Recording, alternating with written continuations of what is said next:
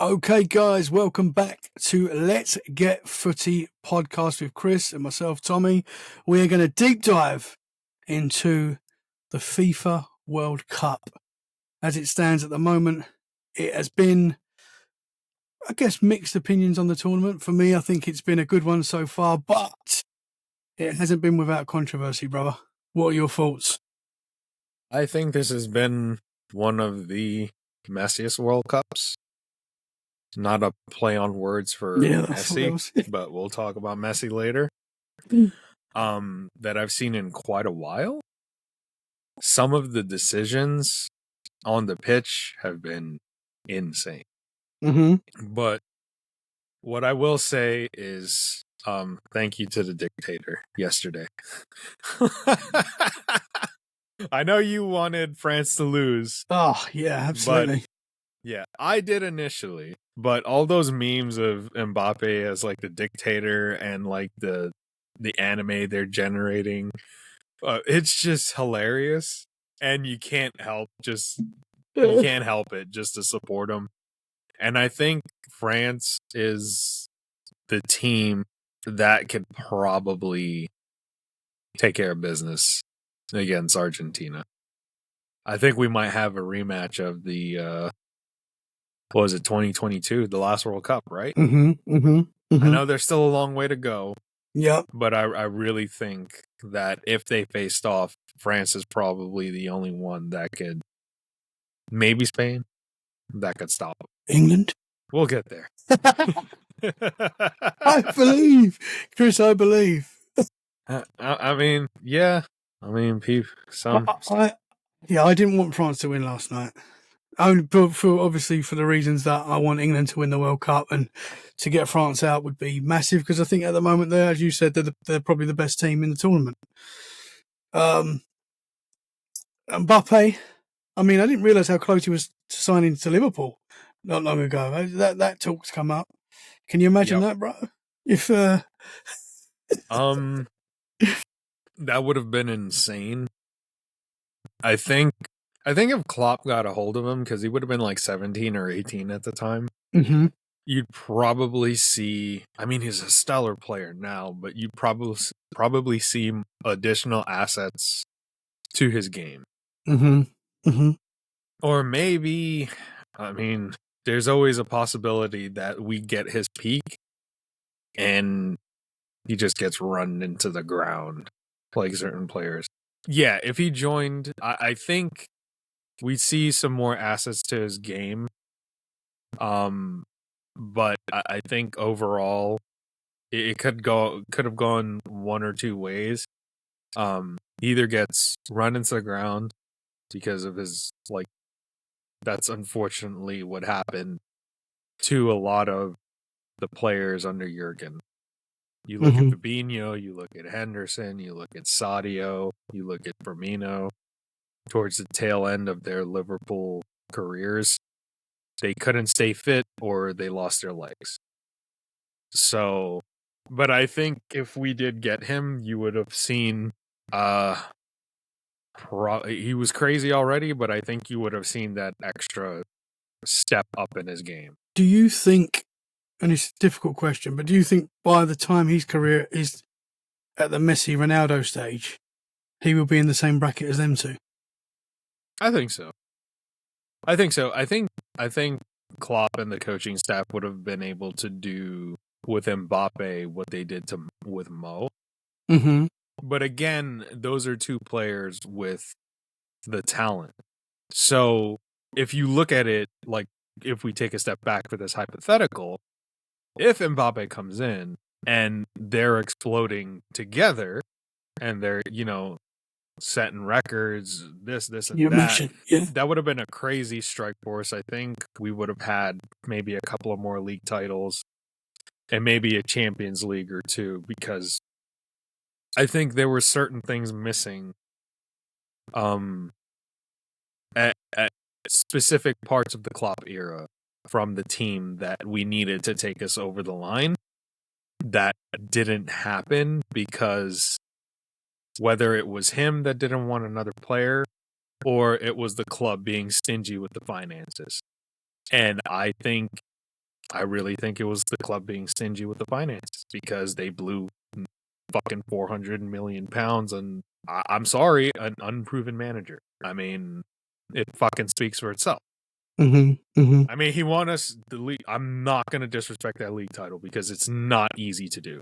You know, he won us our 20th league title, and I will forever be grateful for Slot, but I'm not going to be one of those people that says just because he won us the league title, you can overlook all the negativities that came along with it afterward. So, yeah, I think if Mbappe came, we would have seen another gear step up in his game, kind of like with Dembele when he went to PSG and Enrique got a hold of him. Because right now, I was just texting my friend yesterday. I was like, it's crazy because that was after he scored.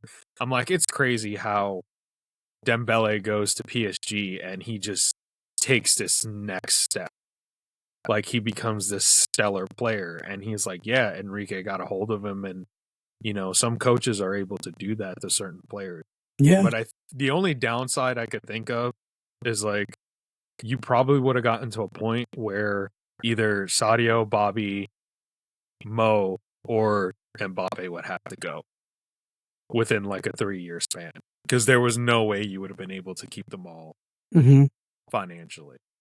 And I think Mbappe would have left to Madrid anyway. Yeah. I'm not salty when players leave to Madrid. I get annoyed when they try to buy everybody and they have players run down their contracts and it's not, you know, players are negotiating extensions with teams and it's in bad faith. I'm like, if you're going to leave on a free to Madrid, just fucking say so.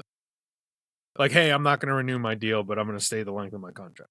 Fine. Okay, be honest about it. Like with Trent, be honest about it. If you're honest about it, that's not a problem. But if you pretend to like do the whole song and dance thing, then that becomes a problem. Yeah. What do you think, though? From a non-Liverpool, well, a new Liverpool fan. I think I'd love to see him in the Prem. And I'd love to see him in the Prem as he is now. I'd just love to see if he could do it, because that's always been the big Messi question. You know, could Messi do it on a cold Tuesday night in Stoke? You know, that's what we've always said. Could he? I think he probably could.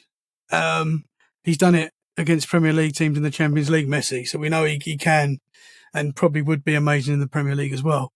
But it doesn't always work out for these big players, as we know, when they come to the Prem. It can take a couple of years before they really can do it, because it's a physical, difficult league. I'd like to see him in the Prem. You know, I think it'd be quite cool. It's not too late. I think Mbappe's 26, right? So he's still he's got a lot of time. Liverpool, Man City, someone like that, it'd be quite cool to see.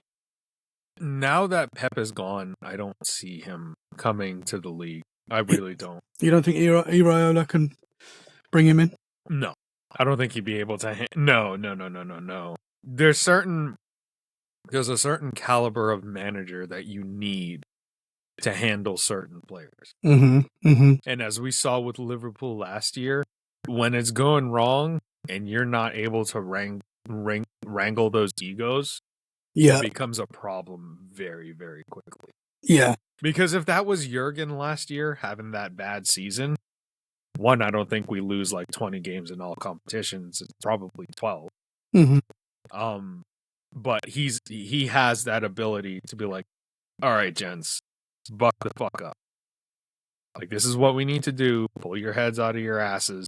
We got to get top 4, whatever. I know we missed out on X, Y, and Z, but this is what we need to do. If you're not part of that, get the fuck out. And you need a manager that's going to do that. Some of them can't because they're afraid. And like, there was no reason for certain players to consistently play last season. And I could say that for a lot of teams throughout the league. Even with Orient, right? There are certain players in the starting lineup that were playing every fucking week. Yeah. That the manager sees something. Yeah. That did not warrant a start. So if you don't have the manager with the pedigree and I guess Unfortunately, the popularity and the pull for players to listen, it's not going to work. And like with players with Mbappe, like you've seen the videos of Enrique talking to him. He's like talking to him, but he's not listening because he doesn't care. Mm-hmm. Mm-hmm. So, and I think that's the dangerous thing when you give a player the world, the keys to the world, so young. Like they don't earn it. Mm-hmm. But as to your question, the age-old question of can Messi do it on a rainy Tuesday night at Stoke? He can, but he's not going to be as protected as he was at Barcelona. Yeah. That would be the difference. He's going to get a lot of He's going to get kicked around. Yes. Yeah. He'll probably get a penalty here or there, but as we know, and fuck it, as we know, the English media, the Prem, has their darlings. Yeah. And if you're not one of them, you are fucked.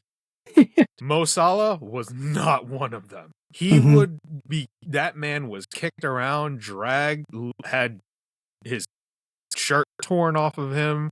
No foul, no penalty, no nothing. And I think that would have been the same case with Messi. Mm-hmm. Mm-hmm. Unless he was under, like, Sir Alex. Yeah. then that would be different. Talking of Mo Salah, and he had a very difficult game this week against Argentina. Yes. Very controversial game. We all wanted to see Argentina go out, unless you're an Argentina fan. Actually saying that, and that's the other thing that I get. So many people. I like Messi. Don't get me wrong. I'm not a Messi hater. I like Messi. I do too. We saw him in his fucking prime. Yeah, we've seen him for years. He's been an incredible player, and obviously we've talked about it many times before. The debate about who's the GOAT, Ronaldo or Messi. For me, it's Messi now. I think that's been proven. I think he's continued to he's just amazing. Right. We know he is, but the love that he gets, even from my English fans, like it's like, I don't like it. So I wanted them to lose. I wanted Egypt. I wanted Egypt to beat them. I'm happy for them to go out. Messi, you've been amazing. I don't need to see you win the World Cup. I don't particularly want to see you win the World Cup. Obviously, I want England to win the World Cup. But, you talk to loads of people, I've been talking to loads of people recently, and they say the same thing. If we don't do it, I hope Argentina do it. I just don't like it, Chris. I'm sorry, man. Yeah. I get it, man. Look, with the whole Egypt thing, they were leading for quite a while, and there were some dodgy decisions that were made. Mm-hmm. There were some fouls that were not called that went in favor of Argentina. That, dude, even like you had people like Zlatan and Thierry Henry and other commentators saying like, if this is how it's going to go, what's the point of playing the competition? Yeah. Yeah. Because I think there was, Egypt had a good goal wiped off by VAR. There were some fouls that Argentina committed that were borderline, you'd say orange. And it's like, come on, people. Like, what are we doing here? What are we doing? It doesn't make any sense. I don't like favoritism. The joy of the World Cup is kind of like, to me, the World Cup, and you remember like back in the day when the FA Cup, like people gave a shit about it. Yeah. Like the giant killings. Yeah. Mm-hmm. That was exciting. Now it's all, we need these X, Y, and Z teams to be in the knockout stages. And dude, it just reeks of bullshit. It really does. I feel like they were desperate. They would have loved to have a Messi, Ronaldo meet up in this tournament. Whether sure. I don't know if that would have been the final or just before. I'm not quite sure, but I think that would have been the cream for them. They would have absolutely loved that, and I'm glad it didn't happen. To be honest, because it was just, I find it it's just boring. Especially Ronaldo. He shouldn't have been there. I don't think he was. I guess Portugal fans would say he should be because he's the legend. But for me, he's done. I think, and he has retired now, right? That is his last. Yeah. But there is definitely favoritism. There's been some weird decisions VAR is obviously in the Premier League. We have the same conversation how it seems to favour certain teams. It's happening in the World Cup as well. We've got to talk about the red card situation, man, with the US. What are your thoughts on that? Because that was crazy. The red card should have stood. He committed the foul. Mm-hmm. He should have been suspended for the game. That's the rules of the game. No outside body should be able to influence that decision.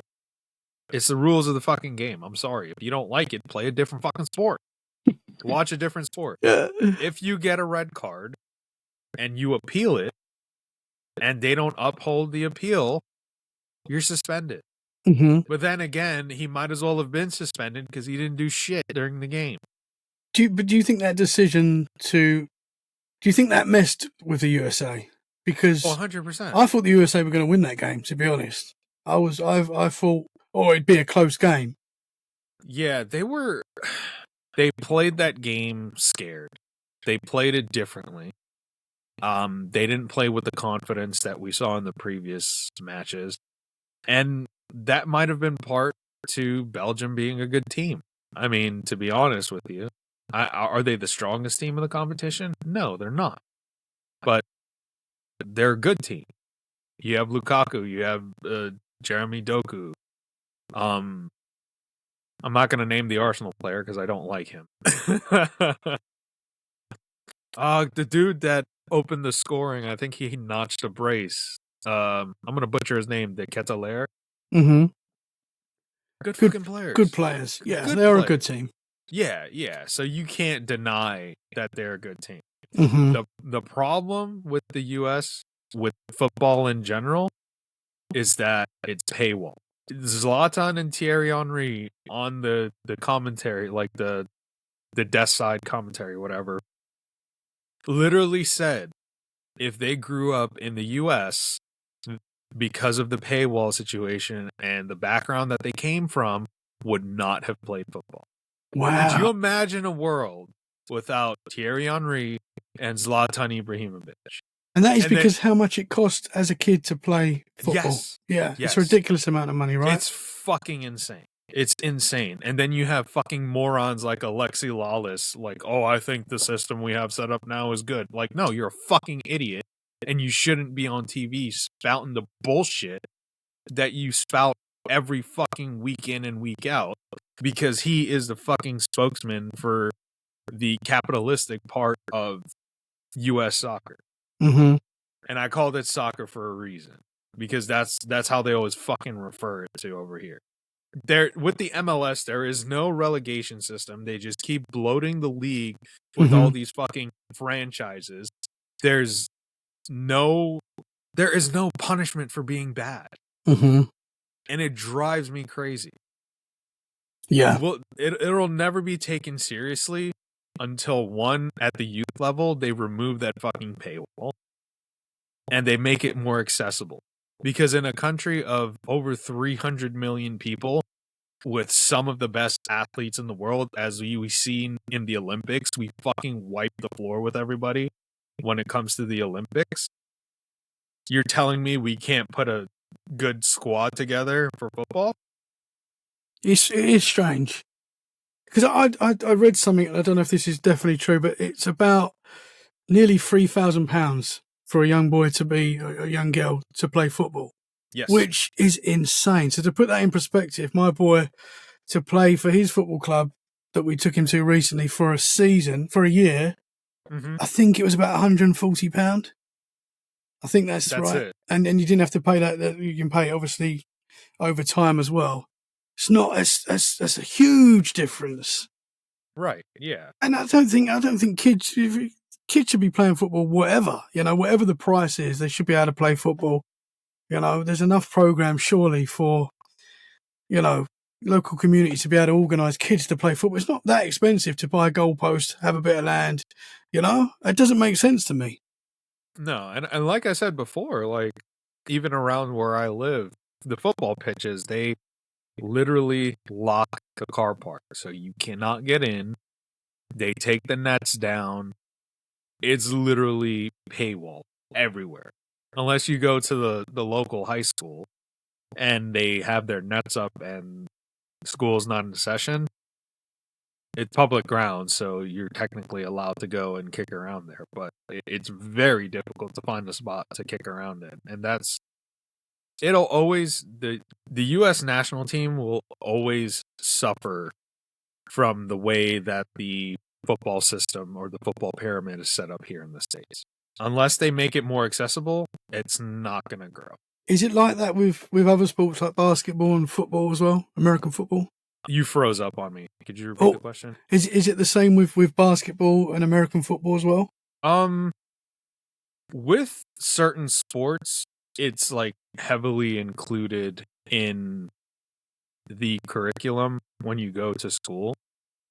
There are travel teams for basketball and for the NFL, like football, American football. Mm-hmm. So it's more like, because of the popularity, it's more accessible. And if you are good at that sport at a very young age, you have more opportunities open up. Mm-hmm. Yeah, but it's sports are still paywalled. Yeah, it's not good, man. It's not good.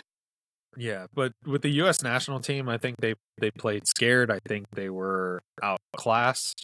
Mm-hmm. I think the whole red card situation did not help them with that being overturned, because they went from, kind of the dark horse underdog darling to like, what the hell?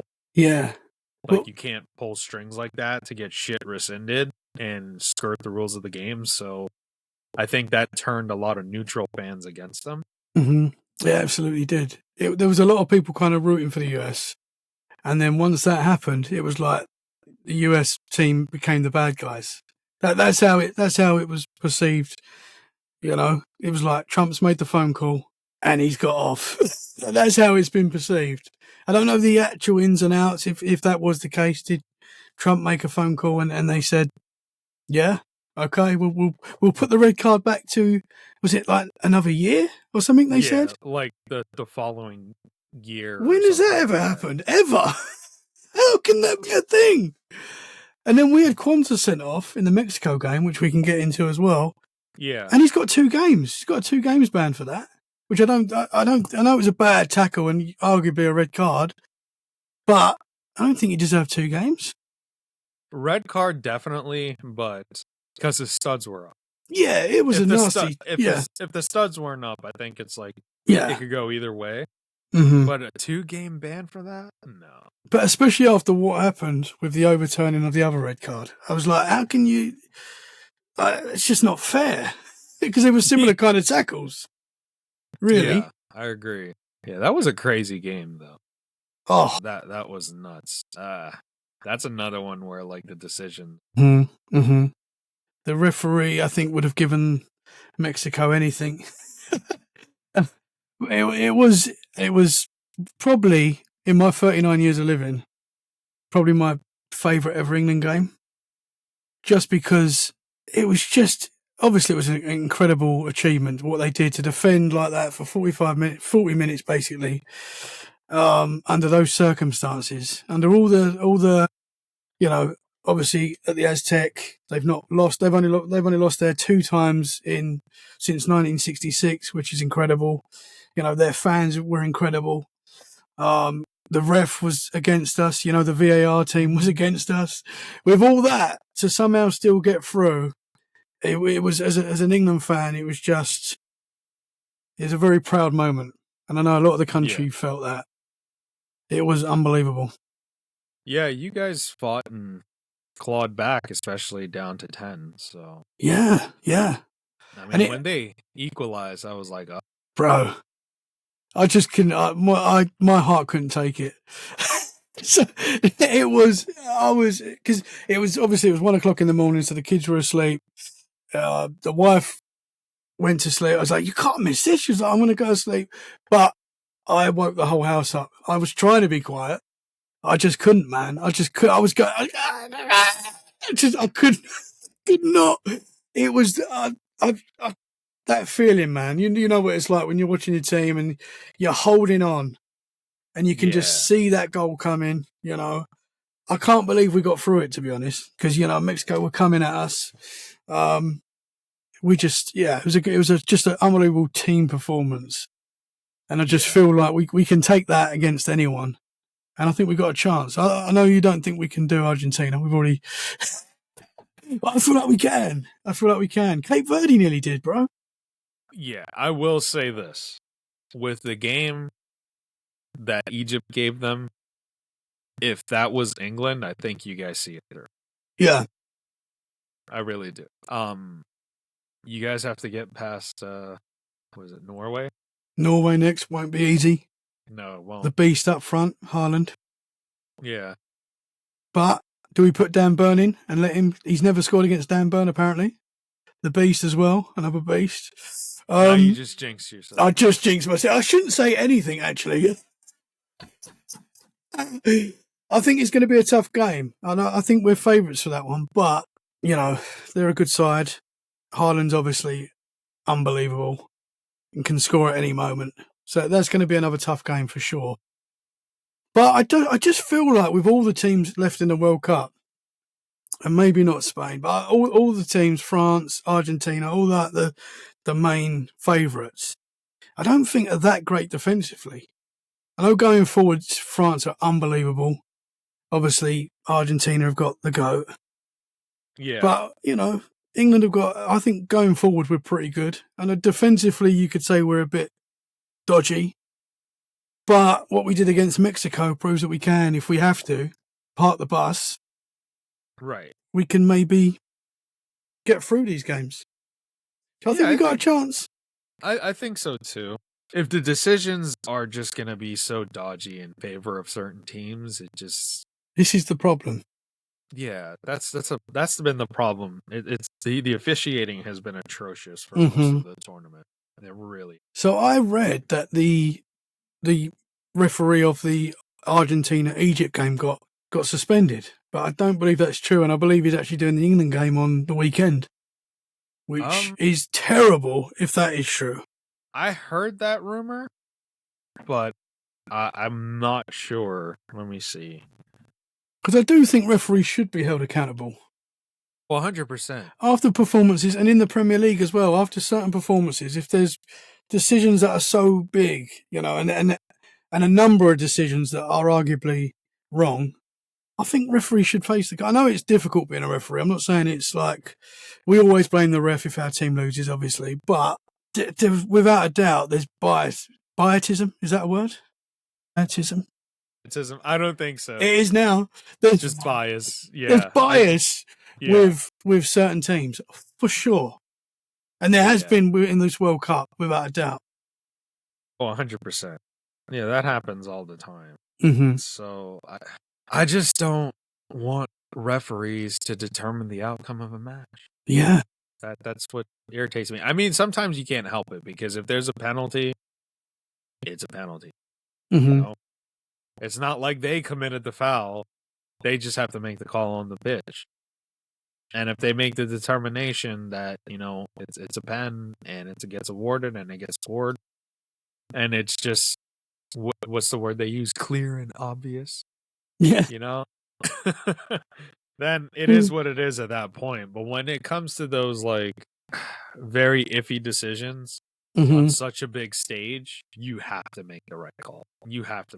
This is where I'd like to see an AI referee.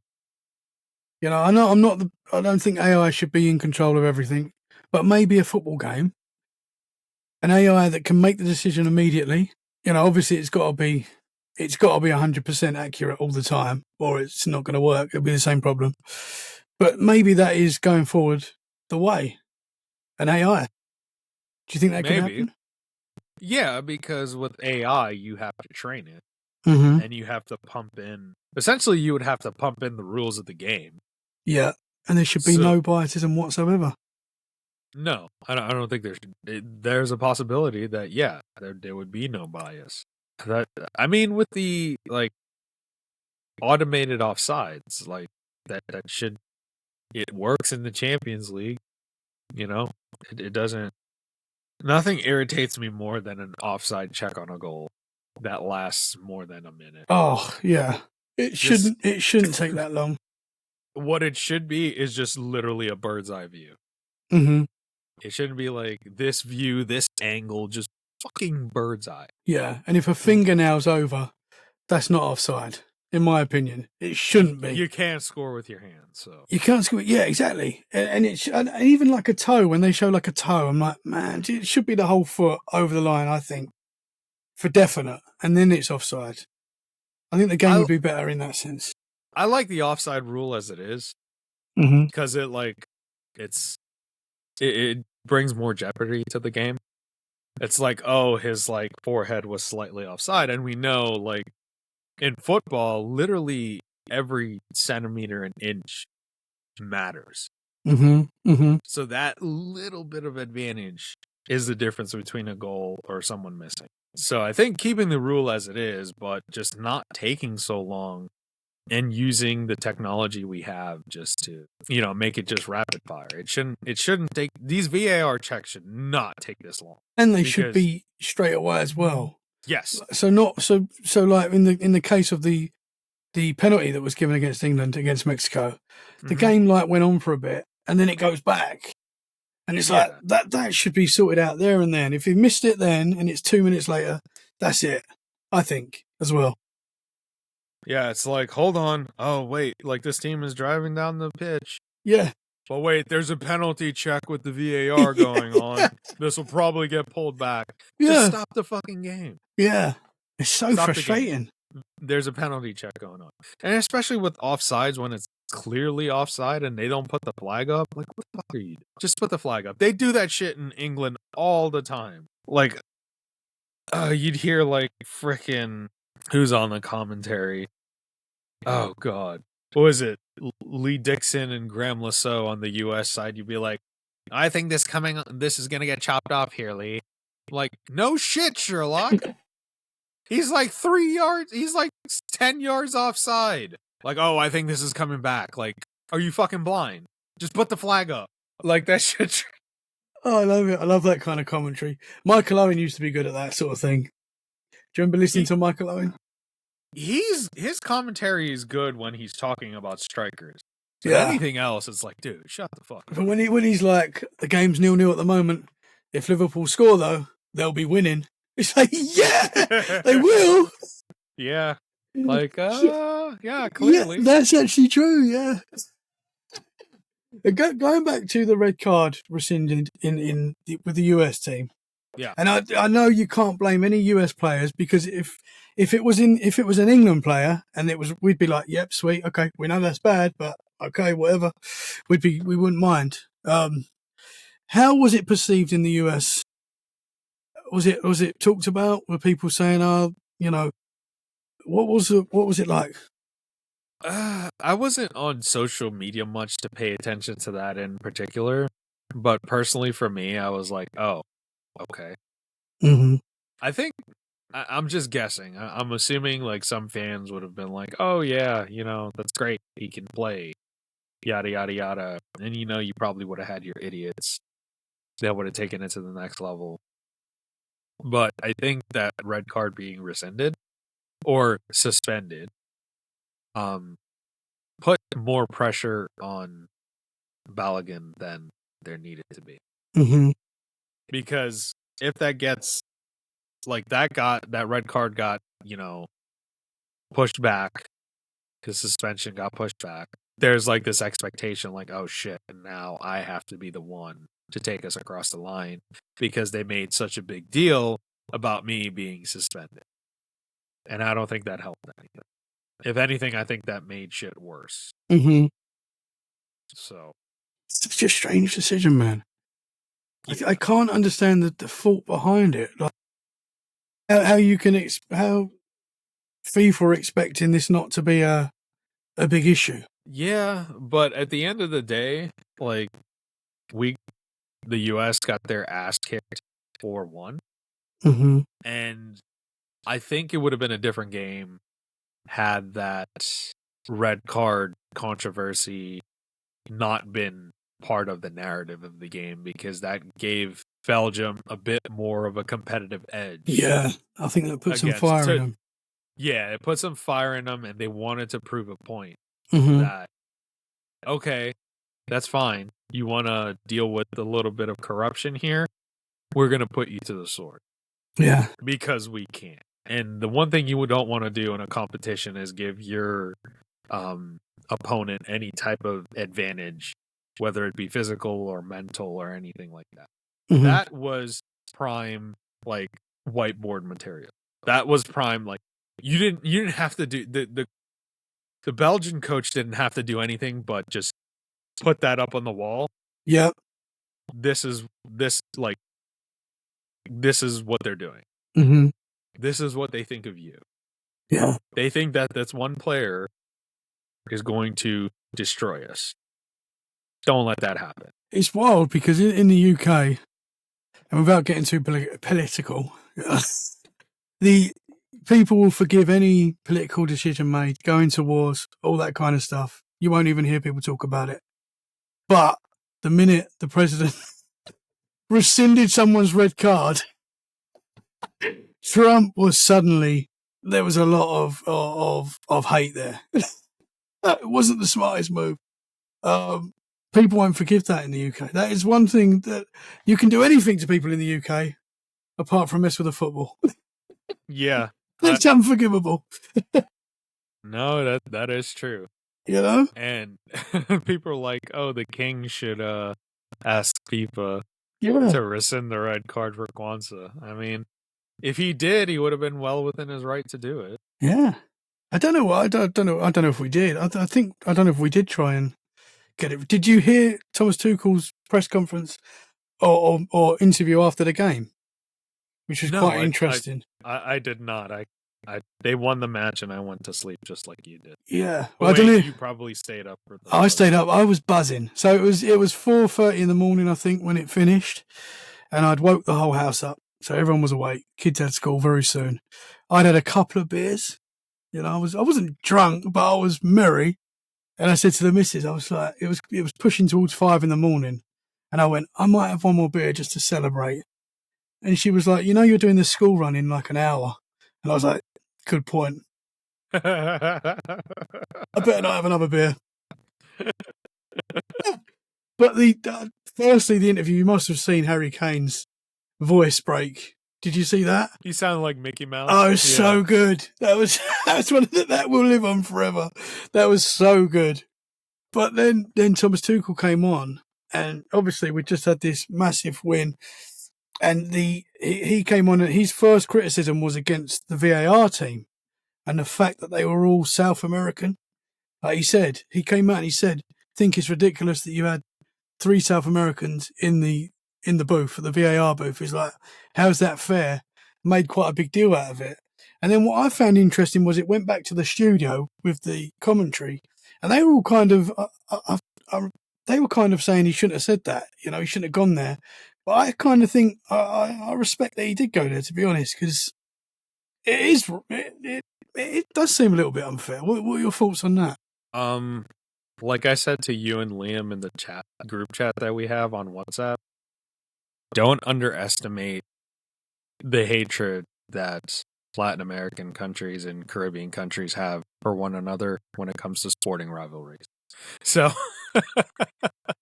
if everyone in the VAR booth was from Mexico, then maybe that's a little different. But yeah, there's certain things that, like, rivalries, I think, matter a little more. Yeah. Okay. On the stage, I think that they just happen to be all from South America and Central America. There's like, what if the next match we go into against Norway and the VAR booth are all from England? They're all Scottish. Can you imagine that? We'll be in trouble. We'll be in so much trouble. Oh, that'd be hilarious. I'd love it if they're all from England. That'd be great. But they'd go completely the other way if they were from England, because we're so, like, polite. They'll be like, no, they wouldn't give anything to England. I guarantee it. If it was England. Dude, I'd love to be on the VAR. I'd be such a dick. I'd take like 10 minutes to make the decision. Right? I need to see this angle. Another angle, yeah. Can we see that angle again? Yep. Now let's see it in slow Yeah. motion. Yeah. I think maybe Thomas Tuchel's words, probably because of some of the decisions. That's why he probably said it. I mean, I don't think it was complete. I don't think the referee was as bad as some people say he was. I think he was. I don't think so. The thing is, the perception is that everyone wants England to lose. That is like in the UK. That is what we think. We're like, as I said to you, it's like we're like the Arsenal of the. We think it's all about us. Even though we've not won it for 60 years, we still believe that we should be winning every tournament. I think that's what it was. But the ref actually, there was a point when the ref booked. I don't know what Mexico player it was, but there was a point when I can't remember what player it was. It was O'Reilly. When he's kind of, he didn't actually catch him, but he kind of just pushed him away or whatever because the Mexican player was getting in his face, and the ref booked the Mexican player because he was trying to say, he's hit me in the face. So there was times where he wasn't completely against us. Yeah, he could have been a dick there and sent him off, because he did raise his hand a little, his elbow a little bit. Yeah, I think with the referees are damned if they do and damned if they don't. Yeah. I think they got the calls right with the penalties because if it was rigged or tried to be rigged in Mexico's favor, I don't think Harry Kane would have gotten that penalty call. That's true. I mean, I think the only thing that becomes the controversy is the red card, but it was a blatant red card. Mm-hmm. So I think as far as officiating for that game goes, I think it was okay. Yeah. It wasn't the best, but it was okay. And also you can't deny the fact that when you guys went down, you're down a man, and Mexico, they're not a bad team. No. And they were able to, claw it back.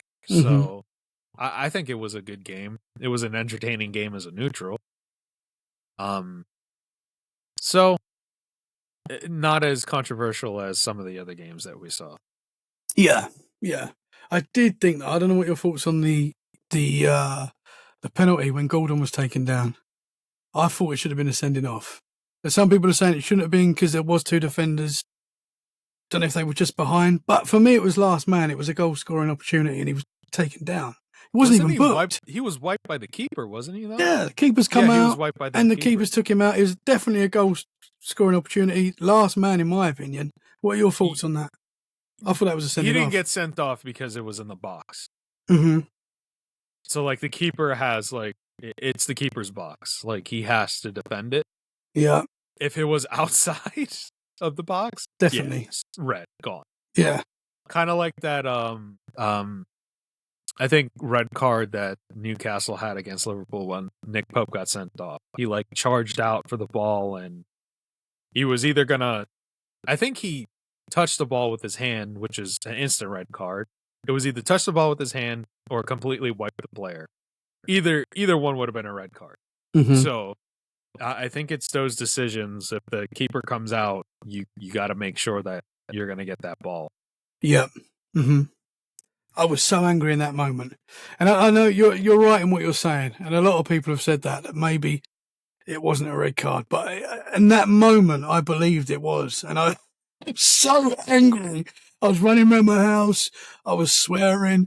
I was fuming, and then I thought he'd actually been sent off, and I don't know if I'd put it in our group just to say, "Oh, he has gone off," and I got it wrong because he hadn't. Yeah, because he was putting his gloves back on. They checked VAR though, right? They did, yeah, they did. Yeah. Because the goalkeeper is technically not the last defender.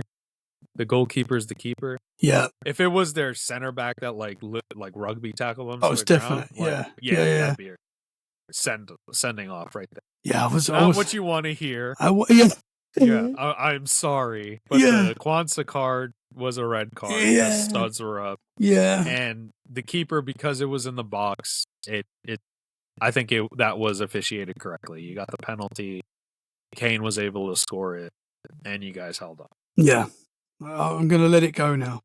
But at the time, I was very, upset. The Kwanzaa one, as you're right, as soon as I saw it, I was like, oh no, he's gone. What was he thinking? He's gone. Yeah. I don't think he maliciously tried to hurt him. I think he was just in the moment. You can imagine that atmosphere. I mean, legendary players that were there, like Peter Schmeichel and people like that, were saying they've never seen an atmosphere like it. Like the Mexican, they obviously it's a fortress. It's an unbelievable stadium. Oh yeah, absolutely. It's not a stadium you want to go to. Mm-hmm. and the altitude. I mean, I know that the England players, they were saying the altitude weren't going to be a problem and stuff like that, but that was a big talking point before the game. When you saw actually how high it was, that they showed you at Wembley, then they showed you the Denver Broncos Stadium, which I know is high as well, and then they showed you the Aztec, and it was like, that is insane. That is so high. That has a major effect because if you're not used to so obviously the higher the elevation, the thinner the oxygen, like the lower the oxygen, in the air. So that definitely plays a part because when NFL players go to play Denver, they're on the sideline with like oxygen masks on. So I think had they lost, that could have played an effect. But the fact that they were able to get through that says more about that team. And it was also hilarious that the rumor of them using Viagra was going around, and Tuchel came out and said, like, no, they're not taking boner pills to deal with the... Just running around with a boner. Yeah, could you imagine? The boner's offside. Let's check the... Harry Kane just... Oh, he's just a head in front. Can you imagine it? Oh, man. What? 4 goals chopped off by VAR because of a boner. Offside again. But I saw Jude after about 10 minutes. They'd done a close up on Jude's face and it was just dripping. And I was like, oh boy, that is hot. Yeah. One thing I will say about the hydration breaks, certain places don't need them. Yeah, but when you're playing like down south and like in Mexico and stuff, you fucking need them. For sure. Yeah, it's insane. So is it coming home, Chris? Maybe. Maybe. I don't want to jinx you guys. No. If it does, I will buy a Harry Kane England kit. Bro. If you got okay, we'll put it this way. If you guys make the final, I will buy a Harry Kane England. Let's go. Yes, brother. Yeah. Yes. You're going to regret saying that, Chris. They're expensive. We're gonna be on the show in a couple weeks. It came home. It came home. It came home. Yeah. I told you before we started recording. I've purchased an England top. I don't know. Nuts. But it's fake. But it's not. No, it's not. It looks good, but it's not. They're like £100, man. I'm just not. I'm not going to do it. I'm going to get a close looking copy. Dude, I used to buy so many kits, but it's so expensive now. Just to collect them, it's so expensive to even collect them. Yeah, I love vintage. I love the vintage kits. But I told you, Vinted is good.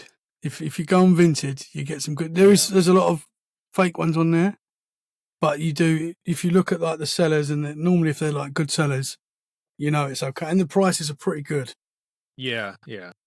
The one kit I'm trying to get is John Barnes's, like, I think it's 88, 89 kit. Like, original from that year, and it is so hard to find, and they are very expensive. Yeah. There's a lot of copies of them, and a lot of Liverpool remaking them. But you're right, the actual original one, looking at what, like $200 maybe? Maybe 300 around that mark. That's a lot, man. I'd be better off just getting an autographed one, like the ones they have framed and stuff. Yeah. for that kind of money. Mm-hmm. It's insane. It is a lot, but it's worth it. Yeah, I know.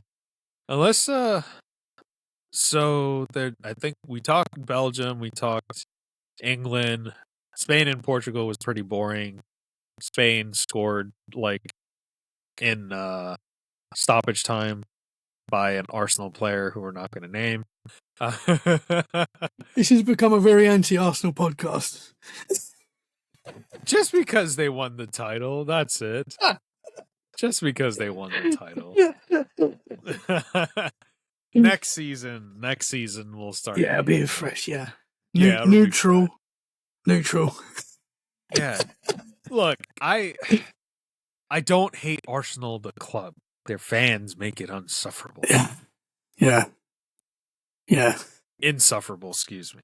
Oh yeah. A large majority of Arsenal fans can be, because it's like as I said, like the England fans. I get it. I get it to rather West of the world get a bit frustrated by England because we do sing "It's Coming Home." You know, we've got that.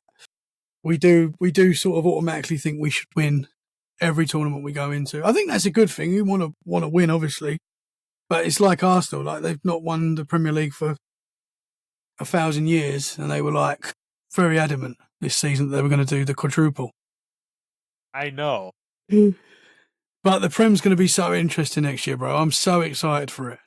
I really am. And I think because all the big clubs have got new managers pretty much, apart from Arsenal, obviously. But other than that, it's pretty much it's a fresh slate. Chelsea, Liverpool, Tottenham, Man United. Carrick is pretty much getting his first start now. You know, I know he's done pretty well, but it's now his season. Basically, Tottenham making some moves, man. Scary. It's going to be fucking hilarious if they finish at the same time. Oh, it'd be so funny if they're pushing relegation again next year. That would be amazing. Because a few injuries, it could happen. You know, these big players, they get injured. You know. Yeah. Didn't you? I know there's a couple of World Cup upcoming games to talk about, and I think we want to quickly talk about France yesterday. Mm-hmm. With this upcoming league, I truly think it's Arsenal's to lose. I really do. Liverpool have not made any significant signings.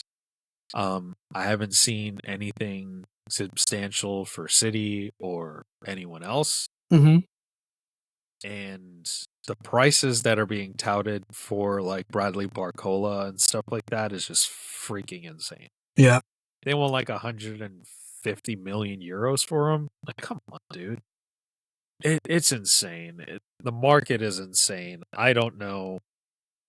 Like, if Liverpool go in without really adding much, it's going to be a rough season. I'm just telling you that right now. If they do not add depth and starting quality to that attack, it's not going to go well. Yeah. And you can't put a new manager in that type of position shorthanded. I understand he wants to like assess the squad in the preseason. That's what you got tape for. That's what you have your squad sheet for. Like, you played against them twice.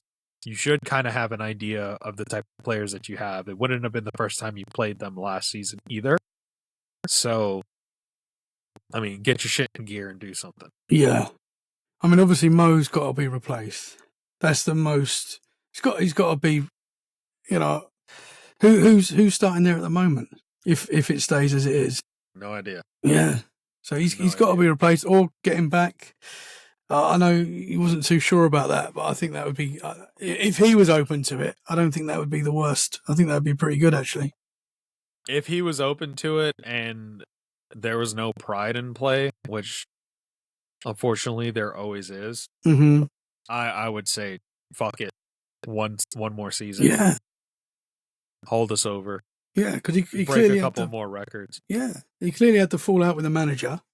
So that's sorted. He's got a new manager, an attacking manager that's going to be all out attack. It would suit him to the ground.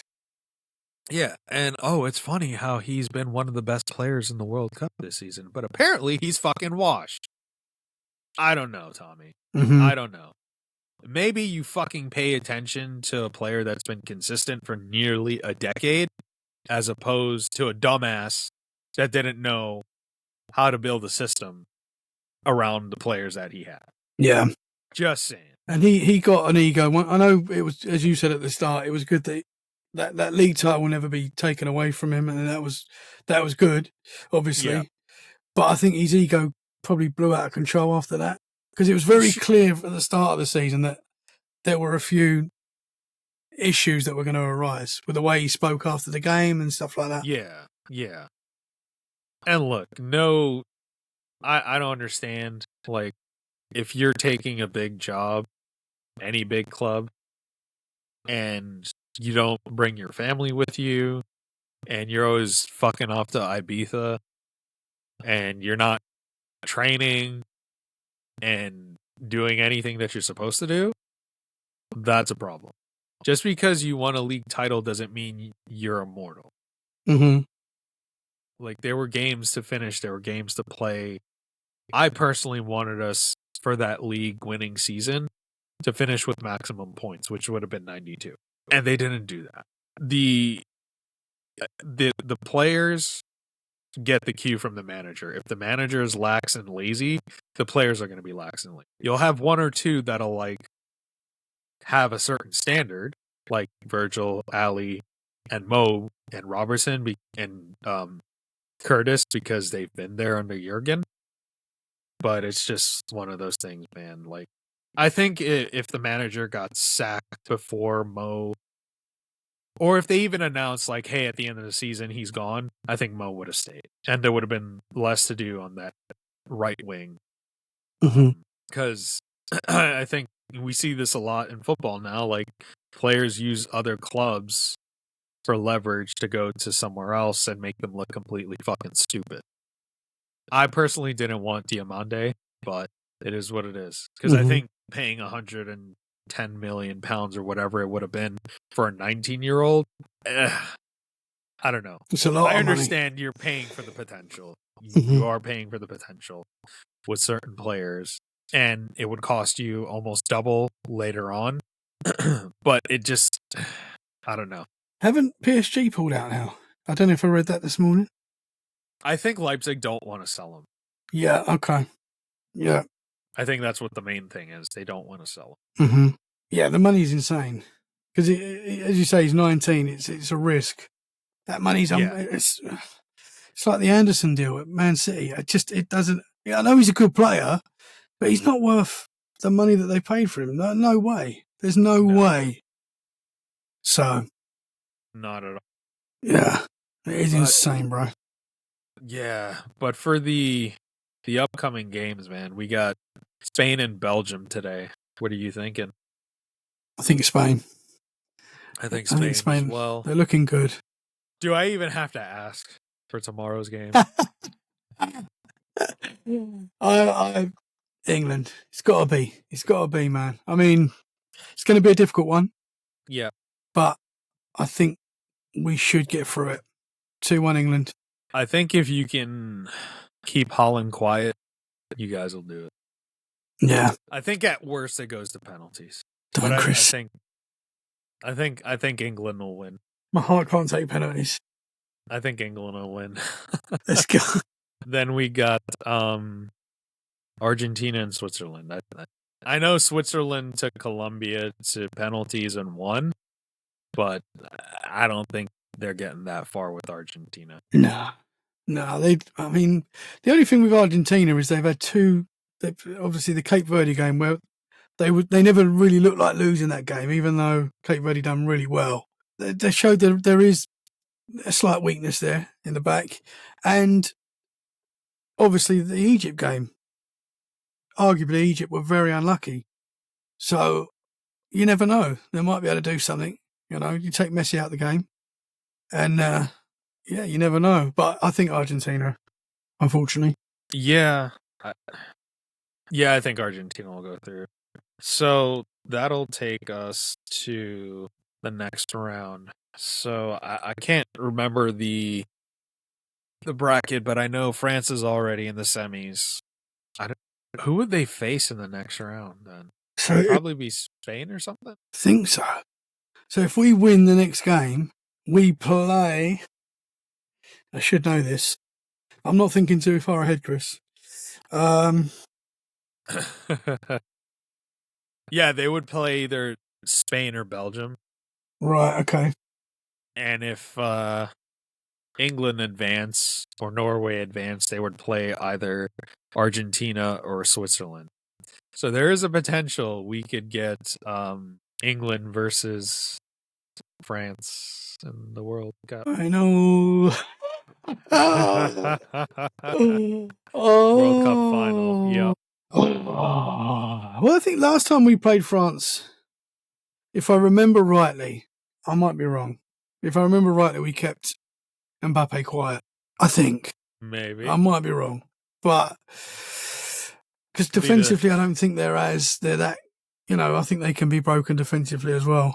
But Argentina's going to be tough. We've got to get through that first.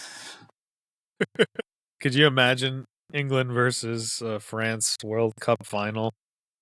Just one more battle in the 100 Years' War to finally solve it. Yeah. There'll still be more battles after, I'm sure.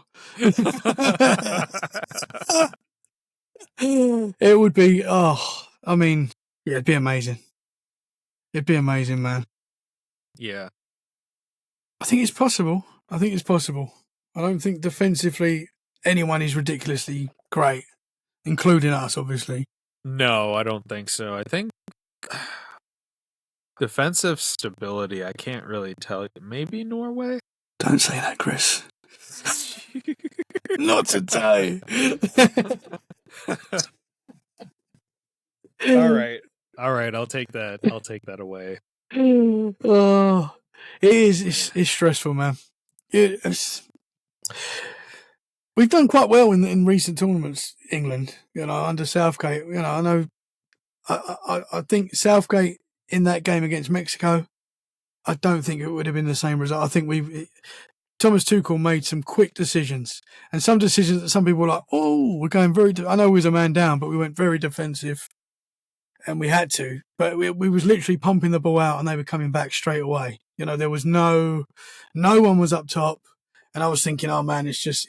But it took someone like Tuchel to be confident in his tactics, and it paid off, man. He done it. So I don't know if Southgate would have done that, to be honest. Probably not. But I mean, Tuchel has won a few cup competitions. Mm-hmm. Probably the biggest one in the Champions League. Yeah. So, yeah.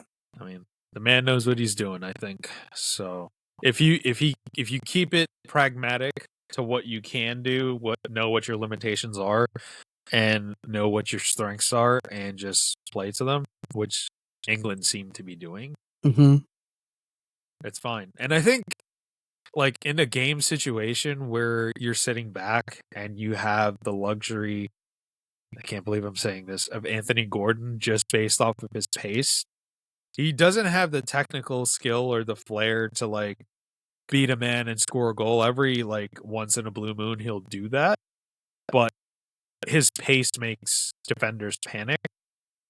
And in the opposition box, if that happens, more often than not, he has the ability to draw a penalty, as we saw. Mm-hmm. So I have to say, Gordon was probably one of my favourite players against Mexico. He just run his socks off. He played with so much heart, and I think he did it in the game before as well, because he came on and he made a change. Like, he was really good. I think he got us over the line. He got the 2 assists. So for me, he's been brilliant the last couple of games. So I hope he continues. Yeah, man. Yeah, man. We just gotta wait and see. Yeah, but please. Oh man, it'll be interesting to see today's game and the upcoming games for the weekend. So I think it's gonna be exciting. Yeah. But Tommy, before we end today, let's do our shameless plugs of our paranormal shows. So, yes, sir. I host The Wandering Road. Tommy hosts Let's Get Freaky. Not that kind of freaky unless you subscribe to his OnlyFans. Yeah, $3.99 Don't tell a the month. missus.